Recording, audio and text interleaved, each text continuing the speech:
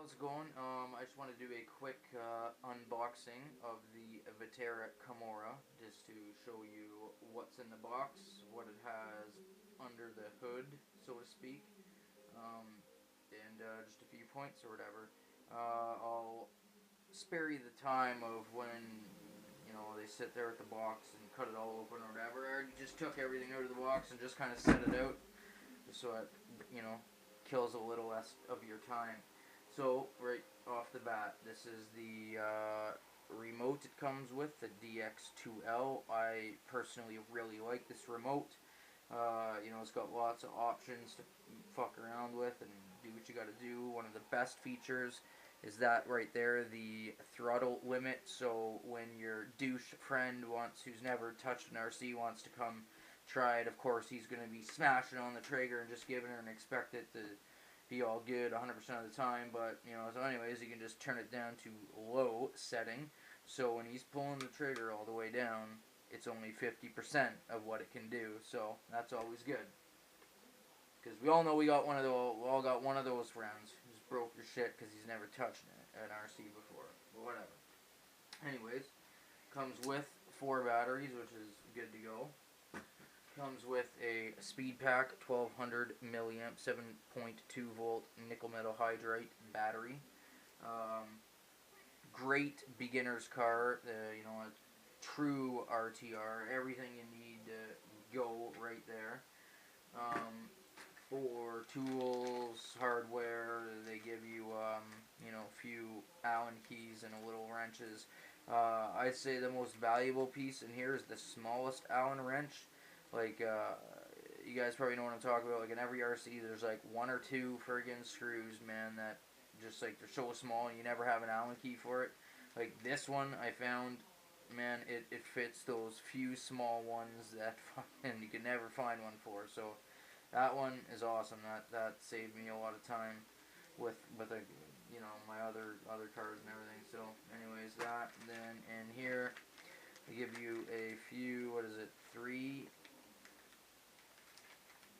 or I guess only 2, sorry, 2 spur gears, 62 tooth and a 60, I believe. I'd go out and buy another pack of those, and also I would also buy another pinion gear, because I heard that there was just some, like, a shitty metal, like, or brass or something like that, some shit, and it just wears away easy. So I'll get a good spur, or I mean pinion for it, and a few more spurs. So that's oh, and you get your little wrench there too. So that's that now for the car. That's what she looks like there on the 300 degree or whatever spin there. And then take off the shell. That's her little dust cover fucking driver dude there. Dust covers are sweet, I think. Like, I have bought one for the Slash there, and man, it just keeps all the dirt out of there. It's just friggin' awesome. So it's like, when you're bashing around and the thing doesn't fill up with mud or whatever it is and slush, and then, you know what I mean, like, weighs it right down, keeps all that weight out of there and all the gunk and all that shit. So really good investment for sure. So anyway, bam, that's kind of what comes in there. It's the, what is that, 4500 kV fuse dynamite motor. I got no complaints with this motor. With the 2S LiPo in this thing, man, that motor just, it's got power, fucking enough power. The ESC, it's the dynamite as well. I had one of these break in about a week of owning the Kalahari, and yeah, I read some shitty things about it. So I mean, to maybe upgrade that to a better one, maybe, I think you'd be set. I mean, I don't know, my buddy has a couple of them, he has no complaints with, but yeah, I had that issue with it, and I read on the internet there are a few other guys, exact same problem. So anyway, oh, another key thing to remember: if you are going to switch, like stock, it comes, the computer comes set to, the ESC is set to the nickel metal hydride battery. So if you're going to run LiPo, make sure that you read your manual and then you know how to reprogram it to LiPo, because yeah, that was a bit of a mistake a friend of mine told me about. So yeah, so when you're switching from, if you're even going to, like, to be honest, like me, like a beginner or whatever would keep this stuff. I would just chuck this away and then but just use my lipos. But make sure if you're switching from this or for lipo and back and forth to definitely read the manual on how to do it. It's pretty simple, and then just switch back and forth prior to, so you have, so the ESC knows knows what battery you're running and doesn't cause any other problems. So make sure that, and you'll have to bind out of the box. You'll have to bind your controller right away. Bind plug comes in there, just simple, plug it in or whatever, and then do the bind process or whatever. So, anyways, that is that. Another couple shitty things, maybe just because they're newer or whatever. There's no like upgrades, like aluminum parts or anything like that to change it. They just had a whole bunch of replacement parts for shit that you're gonna break and all that. And things I know about the Kemora, the tires are friggin' awesome on snow and not fucking 10 feet of snow, but I mean, a few inches of ice and a few inches of snow or whatever, just great. And asphalt, these tires are friggin' awesome.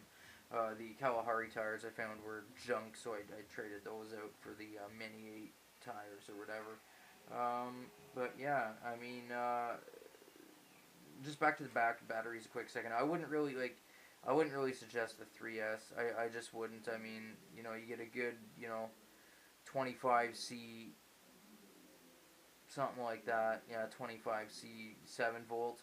You know what I mean? You get a bit more longer runtime because they're usually higher milliamps and stuff too. I mean, that 7 volt is more than enough power, I find, and it's just, good for the motor and the gears and all that. I don't know. So that's what I suggest anyway. But up to you. So anyway, so that's that. Yeah, and then I'll make. One more thing I wanted to do prior to burning these boxes.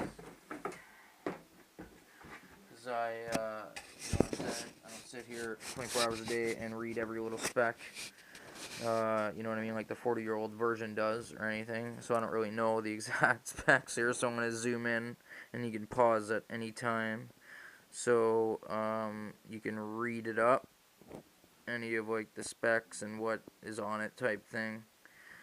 I think, I explained the motor. That's pretty much it.